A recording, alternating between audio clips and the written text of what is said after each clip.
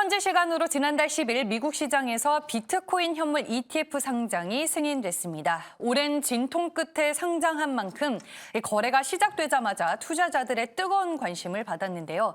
하지만 한국에서는 금융당국이 곧바로 제동을 걸면서 첫걸음도 떼지 못할 위기에 놓였습니다.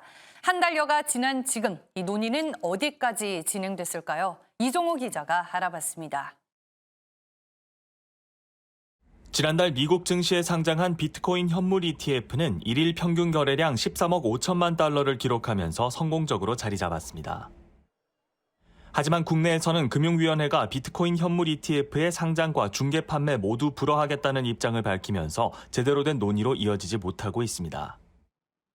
현 자본시장법상 비트코인이 기초자산에 포함되지 않아 현물 ETF를 허용할 수 없다는 겁니다. 증권업계와 투자자는 즉각 반발했습니다. 기존 선물 ETF 거래는 허용됐는데 현물 ETF만 막아서는 것은 논리적으로 맞지 않다면서 트렌드에 뒤처지면 한국 가상자산 시장의 글로벌 경쟁력도 떨어질 것이라 경고했습니다.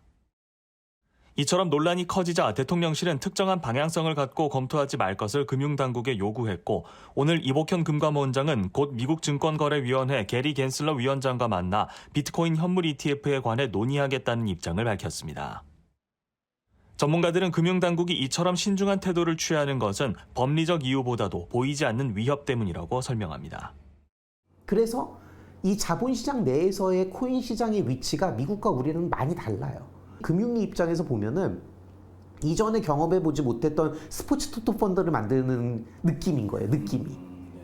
이걸 열어줬다가 우리 자본시장 내에 우리가 아직까지 마주하지 못했던 변동성을 마주할 수 있는 확률이 있는데 그때 사고가 나면 어떡할 것이냐에 대한 문제가 걸려 있는 거죠. 기존에도 고위험 투자 자산이 자본시장 내에 흔했던 미국과 달리 한국에서 가상자산 투자는 보기 드물었던 투자 성향이라는 겁니다.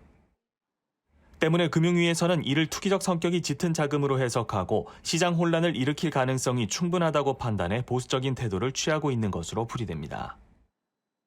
그러나 미국, 캐나다, 독일 등 선진 자본시장에서 문제없이 승인된 만큼 우리 금융당국도 충분한 이해가 바탕이 되면 전향적인 태도로 바뀔 가능성이 있다는 목소리도 나옵니다.